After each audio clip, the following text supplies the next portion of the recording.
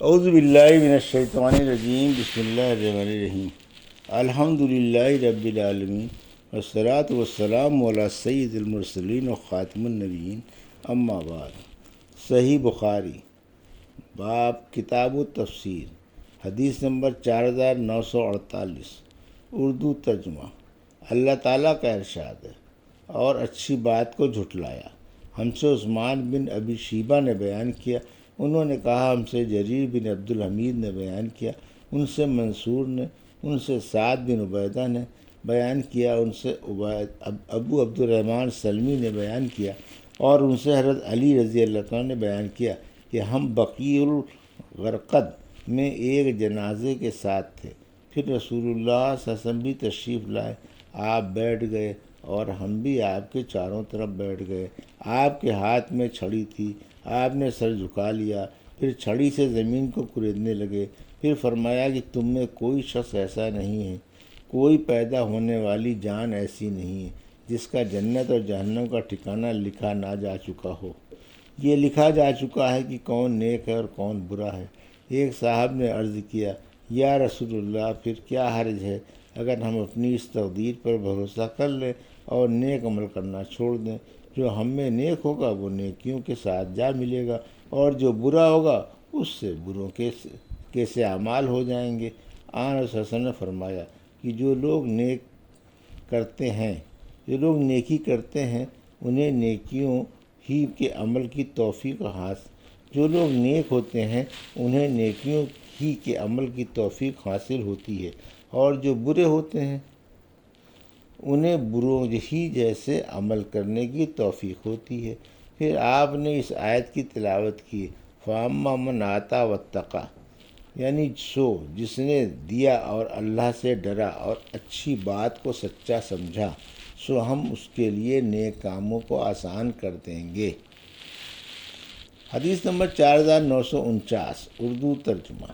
اللہ تعالیٰ کا ارشاد ہے، ہم اس کے لیے سخت برائی کے کاموں کو عمل میں لانا آسان کر دیں گے۔ ہم سے آدم ابی ایاس نے بیان کیا، کہا ہم سے شعبہ نے بیان کیا، ان سے اعمش نے بیان کیا، کہا کہ میں نے سعد بن عبیدہ سے سنا، ان سے ابو عبد الرحمن سلمی بیان کرتے تھے کہ حضرت علی رضی اللہ عنہ نے بیان کیا کہ نبی کریم صلی اللہ علیہ وسلم ایک جنازے میں تشریف رکھتے تھے، پھر آپ نے ایک چیز لی اور اس سے زمین کریدنے لگے، اور فرمایا تم میں کوئی ایسا شخص نہیں جس کا جہنم کا ٹھکانہ یا جنت کا ٹھکانہ لکھا نہ جا چکا ہو۔ صحابہ نے عرض کیا کہ یا رسول اللہ، پھر تو ہم کیوں نہ اپنی تقدیر پر بھروسہ کر لیں اور نیک عمل کرنا چھوڑ دیں؟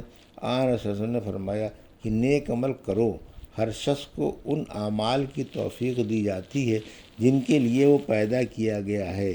جو شخص نیک ہوگا اسے نیکوں کے عمل کی توفیق ملی ہوتی ہے، اور جو بدبخت ہوتا ہے اسے بدبختوں کے عمل کی توفیق ملتی ہے۔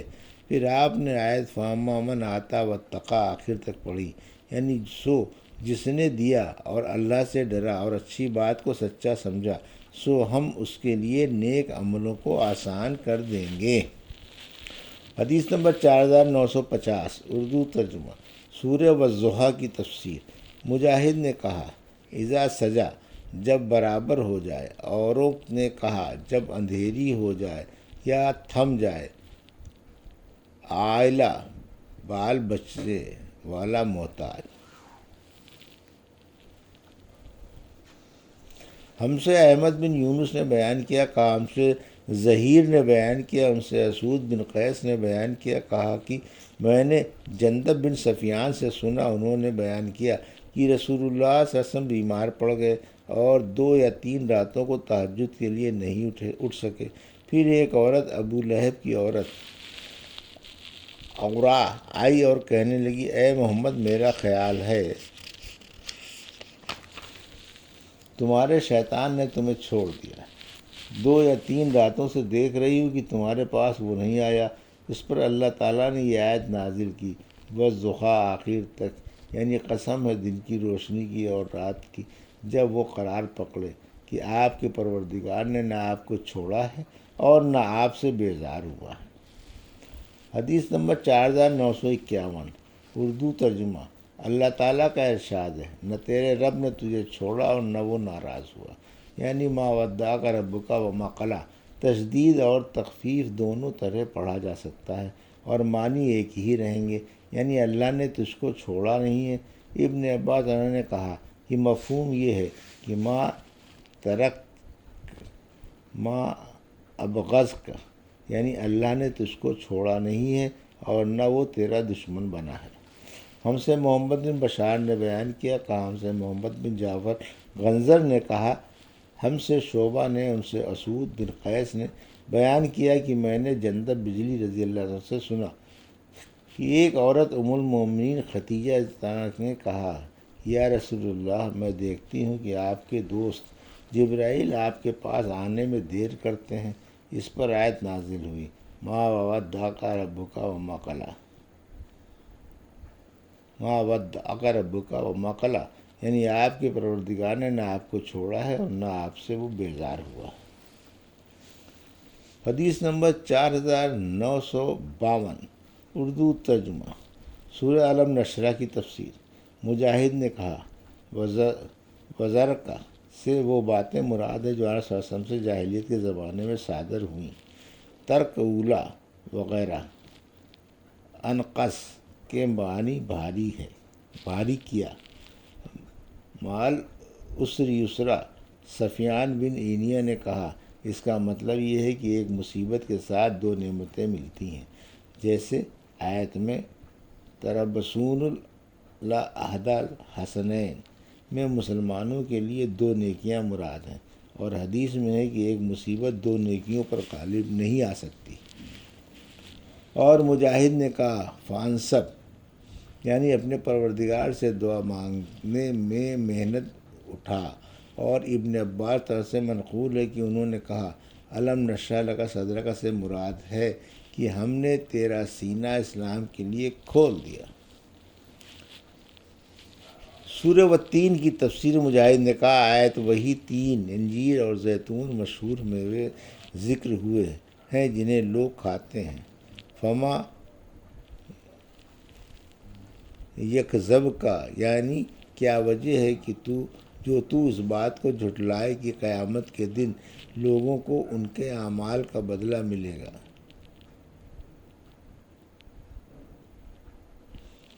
گویا یوں کہا، کون کہہ سکتا ہے کہ تو عذاب اور ثواب کو جھٹلانے لگے۔ ہم سے حجاج بن منہال نے بیان کیا، انہوں نے کہا ہم سے شعبہ نے بیان کیا، انہوں نے کہا مجھے عدی بن ثابت نے خبر دی، انہوں نے کہا کہ میں نے حضرت برا بن عازب رضی اللہ عنہ سے سنا کہ نبی کریم صلی اللہ علیہ وسلم ایک سفر میں تھے اور عشاء کی ایک رکعت میں آپ نے سورہ والتین کی تلاوت فرمائی۔ تقویم کے معنی پیدائش، بناوٹ کے ہیں۔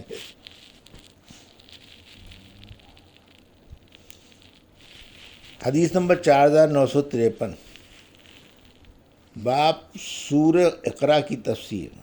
اور قنیبہ نے بیان کیا کہ ہم سے حماد بن زید نے بیان کیا، ان سے یحییٰ بن عتیق نے کہ امام حسن بصری نے کہا کہ مصحف میں سورہ فاتحہ کے شروع میں بسم اللہ الرحمن الرحیم لکھو اور دو سورتوں کے درمیان ایک خط کھینچ لیا کرو، جس سے معلوم ہو کہ نئی سورت شروع ہوئی۔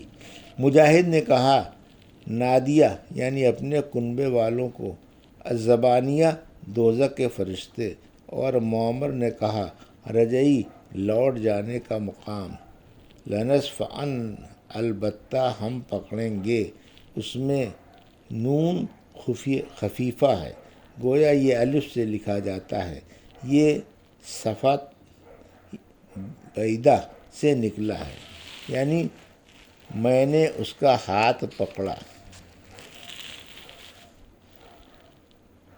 ہم سے یحییٰ بن بکیر نے بیان کیا، کہا ہم سے لیث بن سعد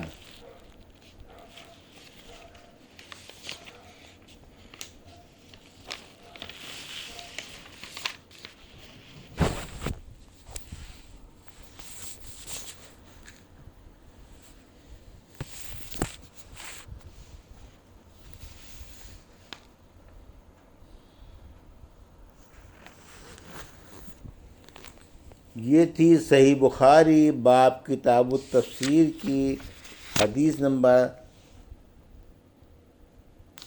4948 سے 4952 کا اردو ترجمہ جو ابھی آپ نے سماعت فرمایا۔ اللہ سے دعا ہے کہ اللہ ہمیں ان حدیثوں کی صحیح سمجھ عطا فرما اور ان پر عمل کرنے کی توفیق عطا فرما، آمین یا رب العالمین۔